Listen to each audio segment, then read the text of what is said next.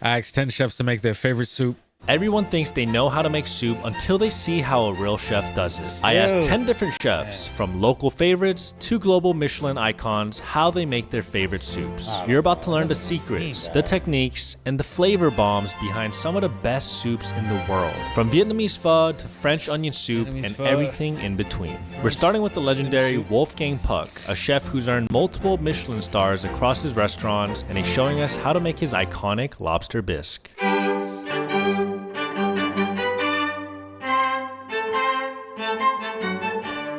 Hello, I'm Chef Wolfgang Puck and I'm here at Cut at the Rosewood Hotel in DC. And today I'm gonna show you how to make the most wonderful lobster bisque. It's one of my favorites, so let's do it. So what's the key to a good vegetable stock, Chef?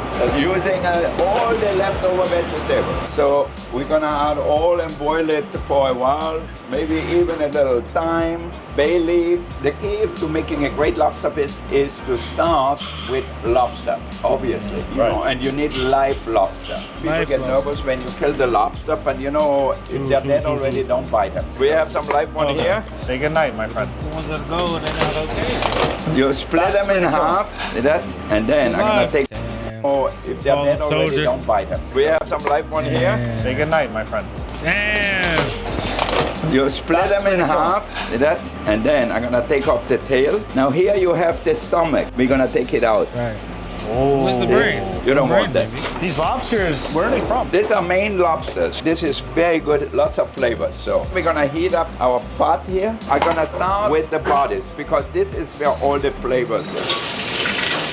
And you're putting flesh side down? Yeah, so to sear them, you have all the flavor. So I'm gonna saute them a little bit, just like that. I keep the juice from the lobster here, and I'm gonna add it to my bisque because it's a lot of flavor. Okay. So now I'm gonna add a few garlic cloves, some onions, and carrots. Some celery too, Some Chef? celery too. All right, let me pour some in for you. Okay, good. So now we're gonna saute the vegetables a little bit too. Thyme is very strong, so we just put in a little bit. We don't want to overpower. A bay leaf, fresh tarragon. So now I'm gonna add a little tomato paste. I like it because the color. If you don't add tomato paste, the color would be great. It smells amazing. Yeah. I can't wait. We're gonna add a little white wine. We're gonna cook the wine first a little bit, okay, before we add the stock. Yep. All right, you can see the color is good. The wine is almost reduced. Don't forget to add a little salt. We don't want to put too much salt. And a little spice, cayenne, or you can add a little chili. And a little black pepper too. Look at that. Yeah, you see now it's starting to come together already a little bit. Very so nice. now I'm gonna add my vegetable stock. We're gonna let it simmer along here. Turn the heat down a little bit after taking out the bodies, but I'm gonna put them back in there.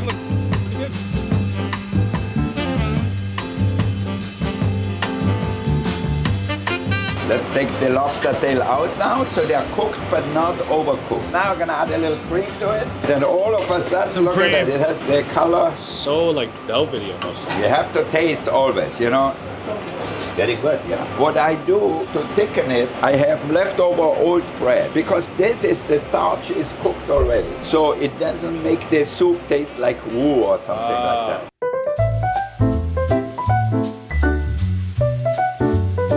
Remaining ingredients. Wow, that smells amazing. All together, and then we strain it one more time. All right, now we're straining? Yeah, we'll strain everything. All that out. One more time? All right. Oh my God. Wow, look how creamy this is looking. Yeah, squeeze everything out, get a ladle, and push that down. Wow, you're pressing all the juice out pretty much. Yeah, that should be good. Wow. Now we're gonna take a little lobster, perfectly cooked the way I like it. We're gonna chop that up a little bit. Easy. Wow. Put a few things in our bowl here. Since it's very rich, we don't need a lot. I love how you can still see some of the ingredients in the bisque. And then if you want to, if you saved your lobster head, you can use that as a little decoration. Beautiful, nice.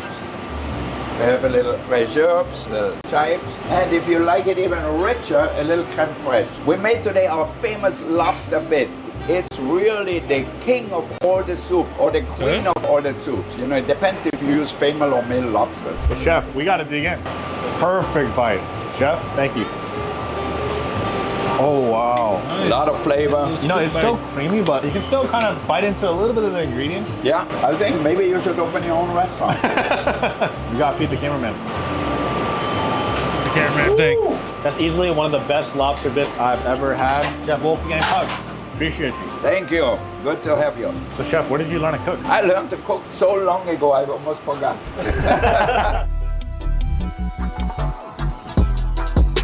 Chelsea Market. Korean grub. Hey guys, it's Chef Esther Choi. I'm the owner of Mokbar and we're in Chelsea Mokbar. Market. I'm gonna show you how to make the best soup in the world, kimchi jjigae. What's the first thing we're gonna do, Chef? You know, the heart of kimchi stew is, of course, kimchi. We have cabbage that's been brined for about 12 hours. We add like 5 different types of fish sauce to our kimchi paste.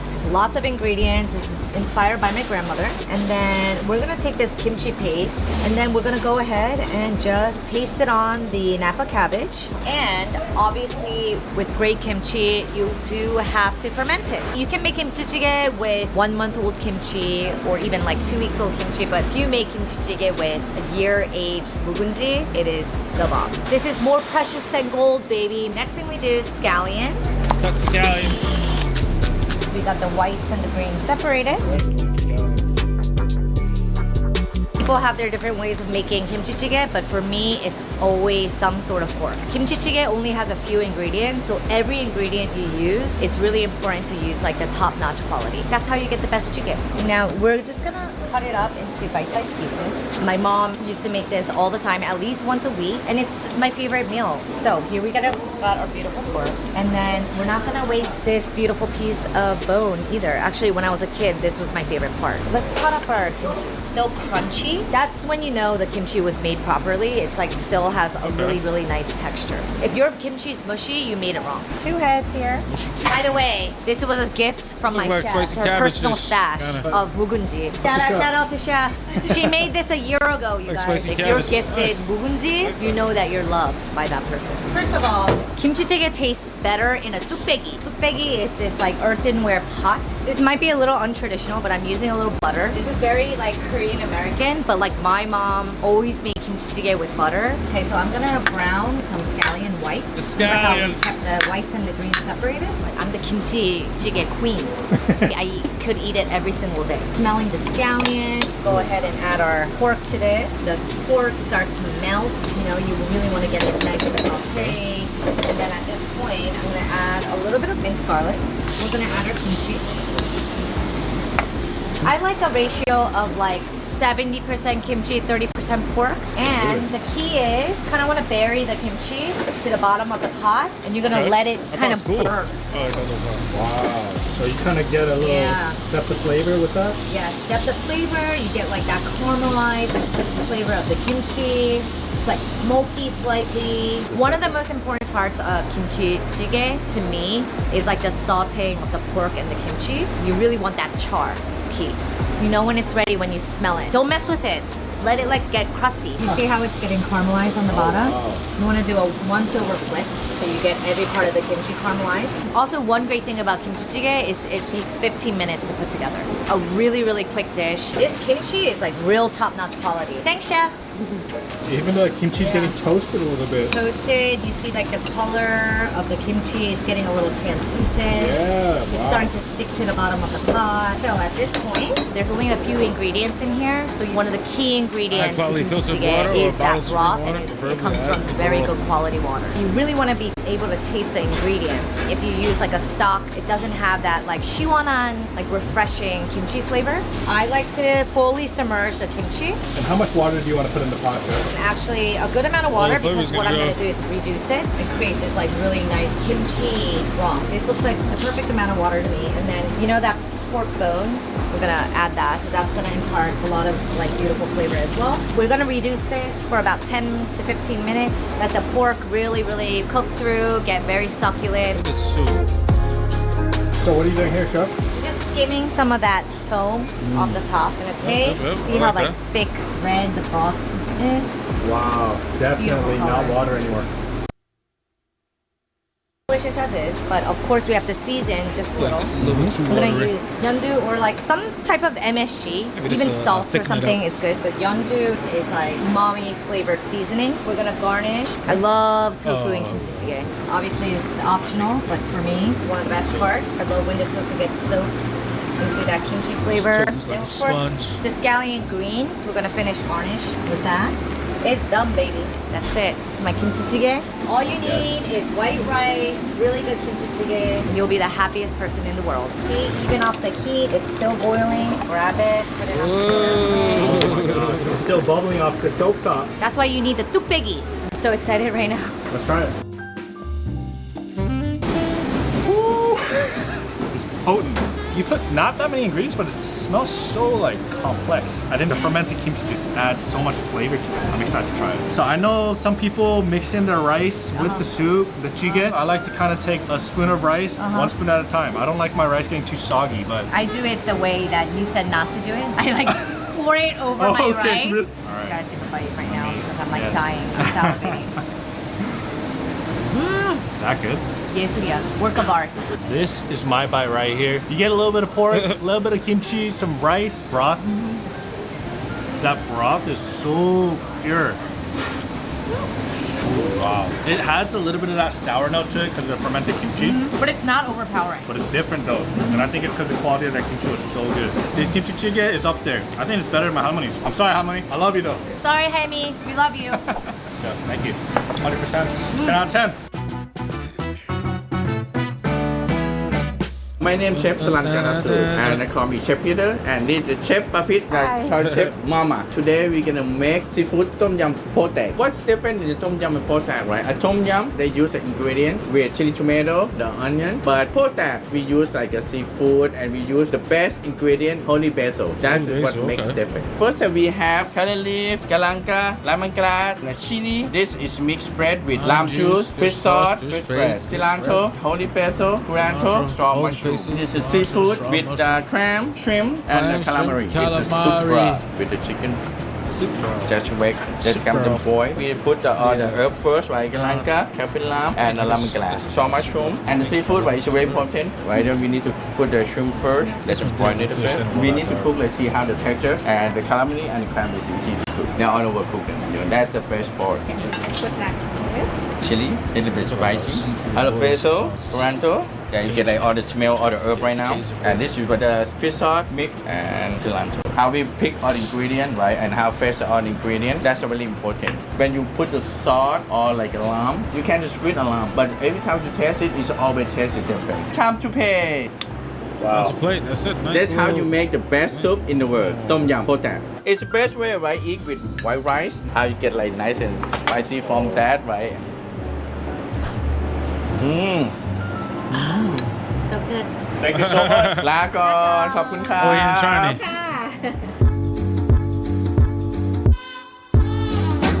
Hi, I'm Jeremy Solomon, and I am the chef and owner of Augie's Counter in Brooklyn, New York. And today I'm going to show you how to make my version of Hungarian goulash. Start by cutting our onions. I try and keep it as simple as possible. I'm going to cut them in half, and then I'm going to quarter each half into these big, robust pieces. Next, we're going to season the pork butt. So we're going to season it pretty liberally with kosher salt. So I'm going to bring Kosher everything salt. over to the stove. So I have a Dutch oven here, and I've Dutch oven, already okay. put a little bit of canola oil in, just a pretty neutral oil that can take a good amount of heat. So I'm gonna go ahead and add the onions in, and then I'm also gonna go ahead and liberally salt the onions to extract moisture out of it. Again, we're just going to sweat the onions down until they're translucent and tender. We don't really want a lot of color on them. I've oiled this cast iron skillet, and we're gonna get it really nice and hot, and we're gonna sear our meat in it. Once our oil is just starting to smoke, we can go ahead and add our pork butt. And the goal here is to just get the pork butt really nice and evenly browned on all sides. This is the only thing that'll take a while.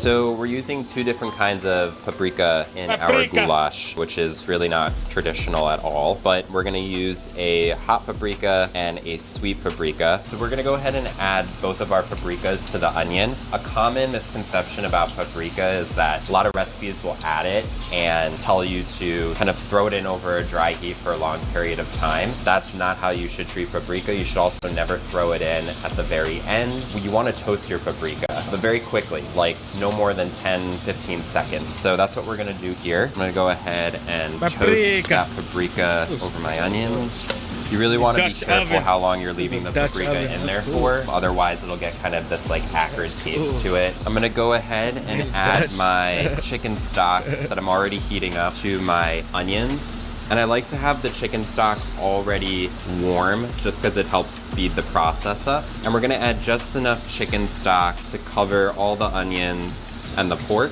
The goulash has come up to a simmer, which is right where we want it. And now I'm gonna take our seared pork butt and go ahead and add it into our braising liquid. Just kind of nestle it in there, remove the onions around it a little bit. And it's okay if it's poking out just a little bit. And then I'm gonna grab tin foil, just make sure it's nice and tight. We used to have a lid for this pot, it got lost. All right, so we're gonna go into the oven at 350 degrees, and we're gonna let this cook for about 3 to 4 hours. Pull the goulash from the oven, get ready to plate.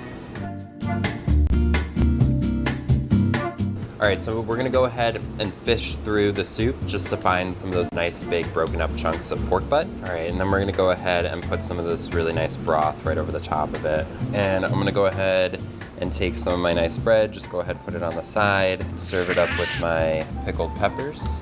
And this is gonna be your pork goulash. I like to just take a spoon and kind of break apart the meat because that's how tender it should be. It's pretty tender, look at that. Just like Grandma used to make, but my version, and not as good as hers, but definitely delicious.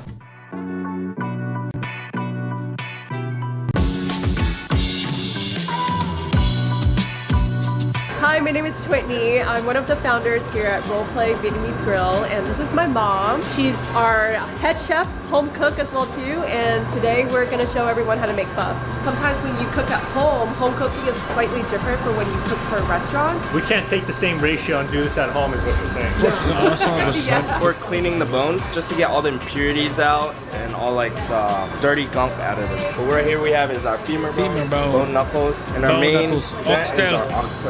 So people think that when you clean the bones, you're losing all the beef flavor. But you actually don't. Because you're only like taking out all of the outside like gunk, everything inside the bone marrow, inside the bone itself. That's all the good stuff. You put inside boiled water, they put on the top, you see, too much dirty bone, and after 10 minutes you take out. They clean the bone before you put inside the big box and you cook for a long time. We put oxtail put in here. Yeah. We cook the beef inside the water. We cook in here for 10 or 15 minutes and too much dirty. You see, they go on the top. That's why later on you take out the bone and you go to clean one more time. And before you put inside the big box. This is so heavy, I can take out. One of the steps is also to gather all of your spices and all of your ingredients. Everyone has their own like secret ingredient. Steps is also to get coriander, cardamom, anise star, fennel seeds, candied ginger, cinnamon. Gather all of your spices and all of your ingredients. Everyone has their own like secret ingredient, and ours is lemongrass. So there's certain spices that you would toast to get more flavor and fragrance out of it. So normally we would roast the cinnamon, the coriander, the cardamom, the star anise, and the fennel seeds. Put inside the oven. We need to roast for about 5 minutes or 10 minutes. Now what are you doing? You're putting the spice in the bag? Yeah, you put in the bag and after that you put inside the pot. After that easy, you take out like this, you know. If you put inside the water, it's very hard to take out. Everything go down in the bottom. Tie the bag. All right, so Tony, what is the reason you're toasting all of these ingredients first? So it gets it a little that char flavor. Also, it sweats all of the onions, ginger, and all the shallots out. So when you put it straight into the broth, release all the sweetness and aromatics. Okay, beginning you put water, and after that you put bone inside here. How many gallons is this? This one, the 100 gallon. Oh my gosh, how many people does that serve? I think about 3,000. 3,000 people? Yeah. Now we take out the meat because they done and we take out. But the meat we just cook only about 5 hours. Okay. Oh, it's tender. Yeah, tender. It's so good. And we just cook for the bone 24 hours. They got people on a ladder right now, and they're fishing to the bottom of a 100-gallon pot just to get out all the meat before they strain the broth. So with oxtail pho, we actually add extra meat, extra bones inside our broth. So we do cook a lot of extra oxtail to get more oxtail meat. Because the bones are so small, it's so hard to collect them. So that we have to bag the oxtail so that it makes the process of cooking them easier to remove from the broth. All right, because Chef is working with a 100-gallon pot, she's got to stand on a ladder to actually taste what she has. Oh la la! See? My favorite. Oh, my favorite. Good, right? Smell good now. Ladder to actually taste what she has. Oh la la! See? My favorite. Oh, my favorite. Good, right? Smell good now. I can smell it from here. Yeah. I'll drink a little bit. Whoa. You love it? Really flavorful. Thank you. Okay, so after we've been cooking for 40 hours, we're now ready to drain the broth. But first, we gotta take out the spices. We strained everything out, so we took the spices, the bones, the oxtail meat as well. So now we're ready to portion out the rest of the broth. The water right now. So we do have a strainer here to kind of strain out leftover spices that we weren't able to get. More. Oh la la, oh la la. Wow. Let's gallon. Oh, even more. Yeah, they have some of it.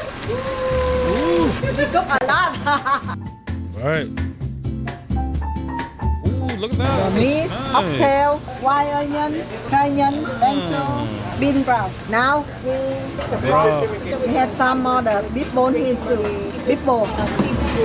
Some Thai basil, some jalapeno. If you want the spicy, you can put a jalapeno. And after that, you need lamb. All right, guys, now it's time to eat authentic pho. Yeah. Lime always, right? Yeah. Before we add like the condiments, it's best to taste your broth first Right. to see how you like it. do you like? Before you add hoisin sauce or sriracha.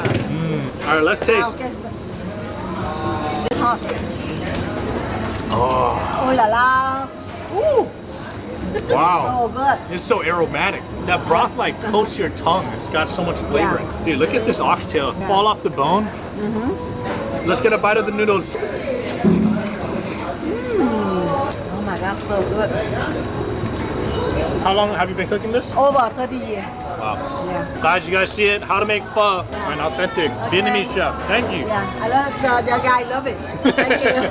All right, it's officially soup season, which also means it's sock season. Wow, Because Bombas. honestly, you can't have a warm bowl of soup with cold feet. That's why I've been living in my Bombas socks and Maybe you cozy and should have plush a warm bowl of slippers. soup They're like while you the have comfort cold food of feet. clothing, soft, warm, and ridiculously Cold. cozy. These slippers, they honestly feel like a little tiny fireplace. Time you buy from Bombas, they donate an item to people experiencing homelessness. They've already donated over 150 million essential clothing items. Socks, underwear, and t-shirts to those who need them most. They use premium materials like merino wool and cashmere blends, so everything feels extra soft and lasts through the season. The kind of comfort you never get tired of, especially when it's cold out. So this winter, keep your feet as warm as your suit. Feel good and do good with Bombas. You can get 20% off your first purchase at the link in the description below and use my code DANNY for 20% off at checkout. Thanks to Bombas for sponsoring this video. I genuinely love their stuff. These socks are the bomb. But...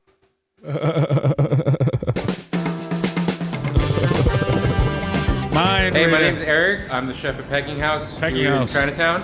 And today we're gonna make my favorite Chinese soup, chicken wonton noodle soup. All right, let's get it. Just careful with these steps.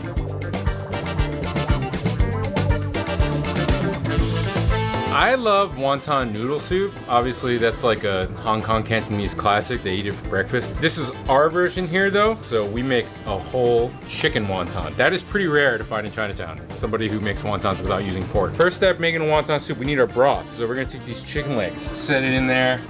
We're not gonna do any like boiling off or cleaning up. We want all this meatiness, all this bones, etc., etc. We basically throw the whole thing in. Onion, spices, garlic, scallions. Bruise them a little bit. What a smashing, dude. Just kind of gets all like the alliums going, and onion flavors will mellow as it cooks over time. What can a no-fee, no minimum Capital One 360 checking account do for you? A lot. Ground up boneless, skinless chicken thighs. We season it, we grind ginger and scallions right into it. Then we season it up with soy sauce, dark soy sauce, a little bit of wine and cornstarch, salt, pepper, MSG, a little bit of sugar, and we just work it in a mixer. And then you want it to have that like bouncy texture that wontons have. It makes it different from a ravioli, even though it kind of looks like a ravioli. We do a pretty simple shape here. We fold it into a triangle. You use a little water to pinch it close. And then we have a triangle here. You dab one more time with water, grease it here. Pull it in, and then glue that edge together with a little water, and then it looks like a little bit. Where most people go wrong making wonton soup is they have a inclination to want to overstuff it to make these ultra fat wontons, and they're just gonna explode on you, and you're gonna have a bad time. You have to fill it with a little less than you think. A walnut size for a standard wonton wrapper. Yeah, we have wontons. We're in soup mode. These are aromatics. Soup mode. The goal here is to have like a light, clean broth. We're not gonna cook the hell out of this, so like we're still gonna use this chicken. It's gonna be juicy. We're gonna pull it. We're gonna strain it. All right, we have all of our stock here for the wonton soup. White pepper, a little bit of chicken powder. White pepper, chicken powder, salt. So we're just gonna season that a little up. Seasoned broth with seasoned broth. Mystery flavor, the je ne sais quoi. The Shaoxing wine, which has a little bit of salt in it. And then we'll mix that up and taste it. You know, there's like the French idea of it being crystal clear soup without any fat, you know, like a perfect consomme. It's not how Asian people roll with soup. We're gonna finish our soup up. Thinly sliced scallions. Cilantro stems are where it's at. That's where all flavor is. We'll use that to garnish our soup. Alright. I like skin and all. This is why I don't like cooking stocks for too long. You cook the hell out of it, and then like the meat is like dry paste at the end. Alright, let's do it. All right, let's go. It's time to plate. Yeah. Alright, for the stairs. Holy jet fuel. Yeah, so that'll boil real fast. First thing is the wontons. Cooking the wonton. Boil for about 3 minutes or so until they float. The only thing wok don't do is simmering is hard. Now, noodles.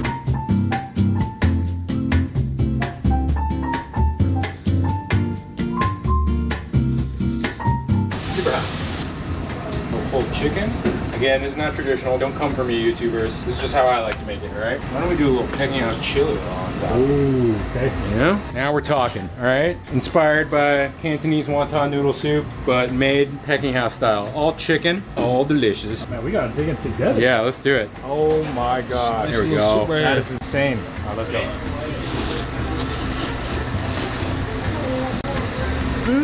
It's good. You're not joking about being the best wonton soup in the universe. That's Ever. legit. In the history of the universe. I applaud you for got the wonton one-handing here. this.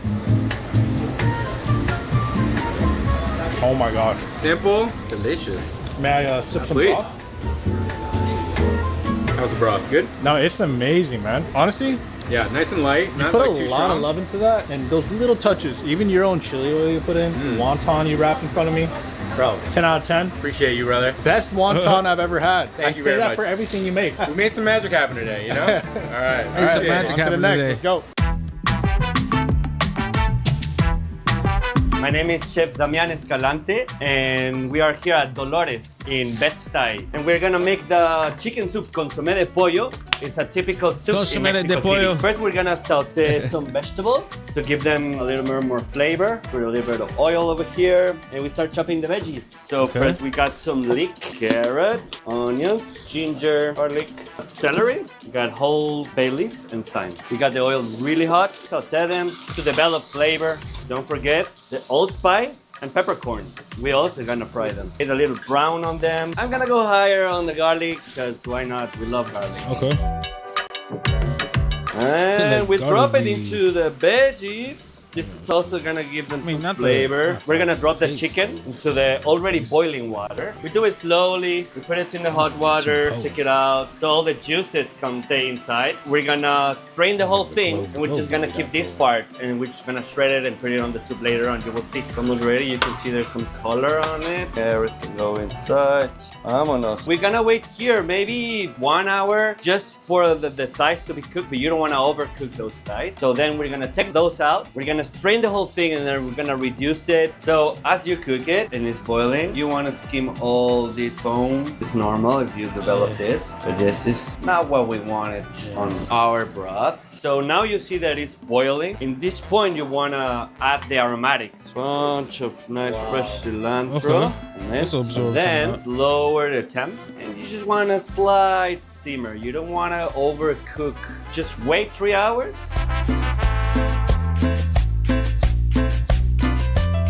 So it's been 3 hours now. Let's check the broth. Yeah, this is what we want. So now we're gonna plate it. First, of course, we got our nice bowl. Chicken stock with garbanzo.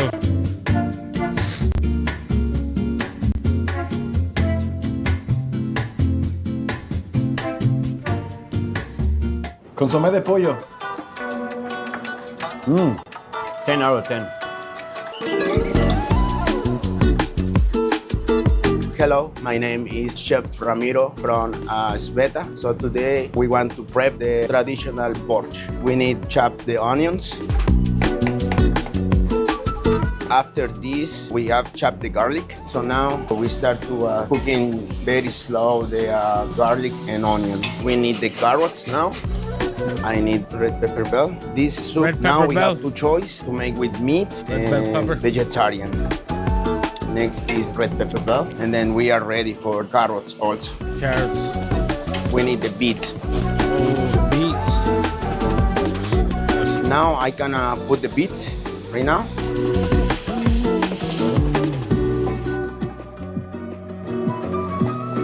These are fries? Oh, so we need the potatoes. Potatoes.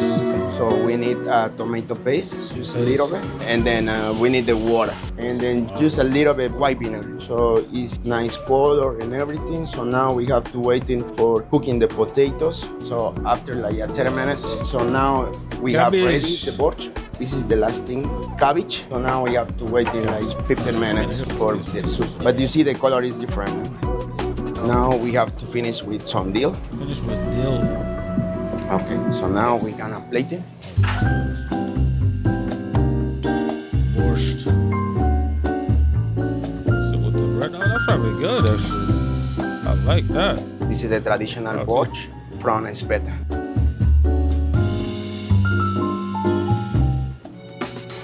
Ten out of 10. Hi, my name is Chef Eric J. Choi from C as in Charlie. Today I'm going to show you how to make a crab drop soup. Crab drop soup. So the first step, we're going to be making our Dashima stock. For the kombu, what you can see over here is a lot of the white powders on there. This is from the kombu itself. It's a natural umami salt. But for this step, we wanted to rinse out as much salt from the kombu as possible because we wanted to control the seasoning ourselves. Here, cheongju and medium ginger, jalapenos, and drop it in. And we're going to be boiling this for 2 hours in a very high heat and then to simmer. So while the stock is bringing to a boil, we're going to be making our bonito cream. So here is our ingredient list. All right, let's do it, Chef. Yeah.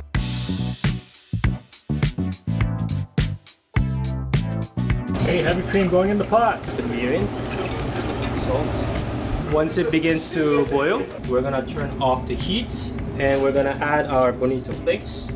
And we're just putting the bonito flakes inside the heavy cream so that it can infuse all the components into the heavy cream. We're gonna have our chili oil making the process. When the oil is heated up to about 300 Fahrenheit, we're gonna add the mixtures for our tadegi recipe.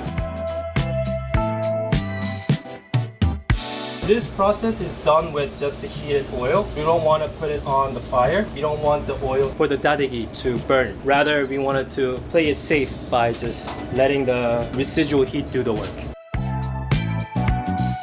And we're going to be steeping this chili oil. We're just going to be using only the oil itself. So we're going to have a China cap and a chinois. Ready? Chinois? Yeah, Chinois. it's so red. Delicious. Okay, what are we doing now, chef? So once the kombu has been simmered for 2 hours, we're going to steep it. A lot of hard work there, chef. So now we're going to be putting into a pot back again. Okay, now we're going to start assembling our soup. Yeah, salt, black pepper. Salt, just black a little pepper, more water. Since we're going to be boiling this. Okay. So we're going to put this lump crab meat in the kombu stock. Tastes good. We're going to have our cornstarch slurry and then make it as a thickener for our soup. Okay, we have a kombu stock going with the crab meat heating up. Now what are we going to do, chef? So to activate the cornstarch slurry, we're going to pour over this mixture.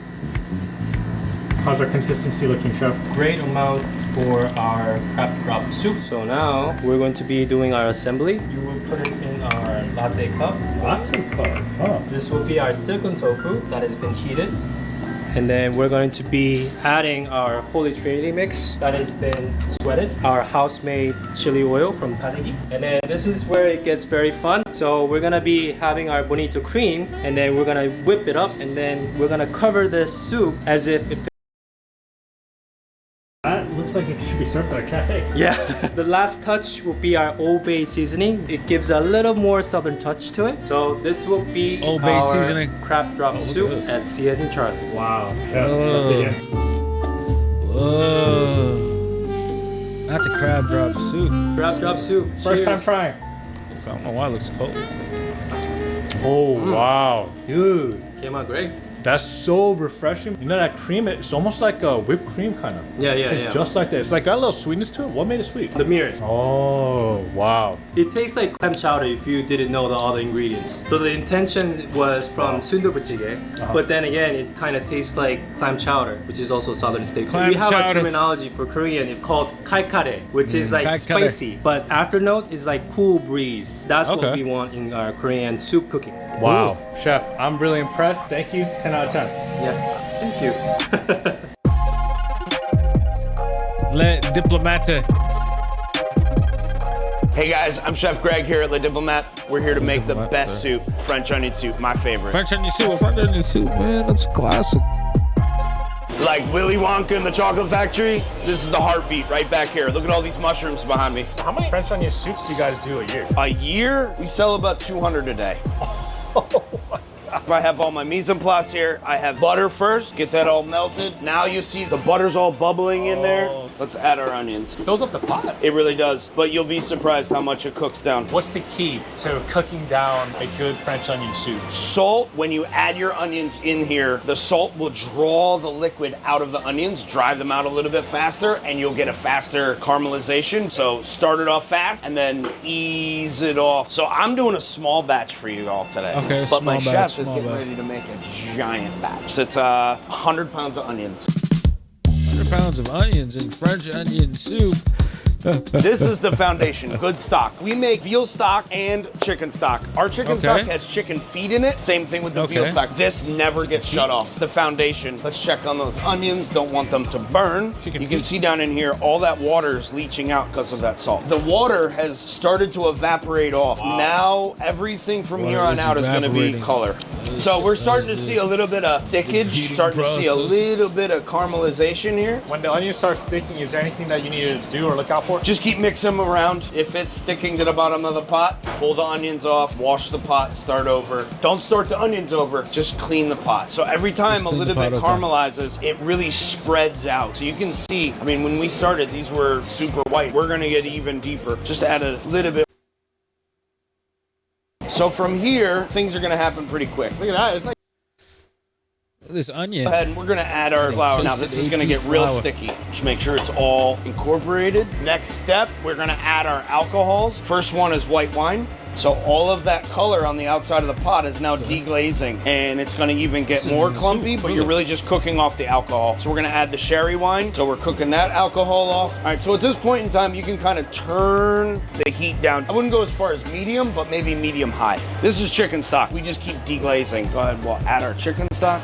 Now that we've added the chicken stock, we have to put this sachet back in there. As this soup cooks, that is what is gonna help with the flavor. Next step is add the veal stock. We're gonna reduce, that is what is gonna help with the flavor. Next step is herb sachet. Oh. As this soup cooks, that is what is gonna help with the flavor. Next step is add the veal stock. We're gonna reduce this by half. All right, so once it's reduced, this is sherry vinegar reserve. Okay. It's really much more pungent and fortified than your regular sherry vinegar. Taste it.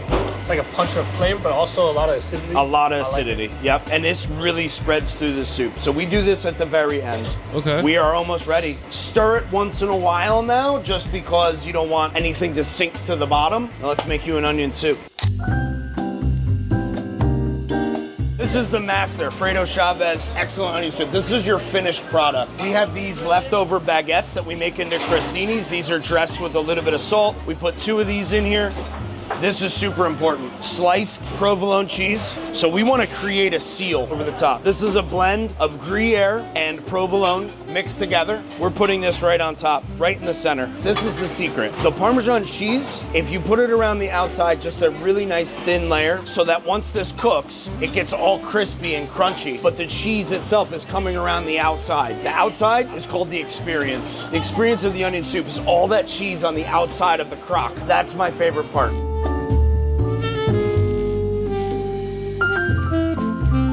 And that's how you make French onion soup like a pro. Got the French onion soup. I've never seen a French onion soup look so good. All this experience around the outside. And the crust. Oh my gosh. I think there's nothing else to say except try it. Yep, I think a cheese pull is in our future here. Oh gosh. Look at this cheese right there. That is beautiful. You got a little piece of bread in there too? Oh yeah. That's money.